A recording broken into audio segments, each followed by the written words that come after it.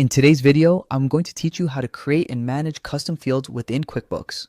This skill is particularly valuable for tailoring the software to fit the specific needs of your business. Let's get started by logging into QuickBooks.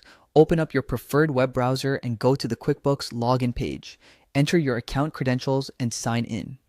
Once you're logged in, you'll find yourself on the QuickBooks homepage. Now, direct your attention to the top right corner of the screen where you'll see a gear icon, commonly known as the settings icon.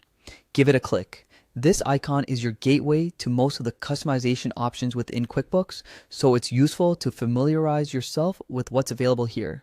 Once you've clicked, a drop-down menu will appear. Look for the section labeled Lists. You might need to scroll down slightly to find it. In the Lists section, you should see an option for custom fields. Go ahead and click on that as well. You're now on the custom fields page where you can view all the custom fields that have been created for your account. To add a new field, you need to click on the Add Field button. This is your opportunity to design the custom attributes that best suit your workflow. Following this click, you'll be prompted to enter a name for your new custom field. Ensure the name is something descriptive yet concise to avoid any confusion later on. Next, let's talk about data types. Each custom field needs a data type, which determines what kind of data can be inputted. You'll see options like text, number, date, and drop-down list. Click on the drop-down menu to select the appropriate data type. If text suits your requirements, choose that. Alternatively, you could select a number, format, date format, or even set up a drop-down list if that's more applicable to your needs. Once you've sorted out the data type, the next step is selecting a category. Categories help organize your custom fields based on their intended use. Among your options are customer, transaction, supplier, and project.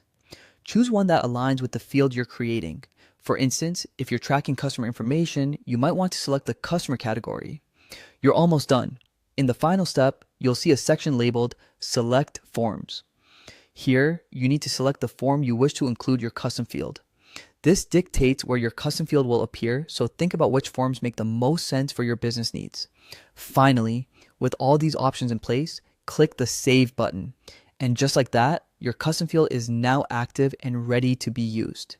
Creating and customizing fields is an essential part of tailoring QuickBooks to your unique business processes. With this guide, you should now feel confident in enhancing your data management systems. Thank you for watching, and make sure to stay tuned for more tutorials to help you make the most out of your QuickBooks experience.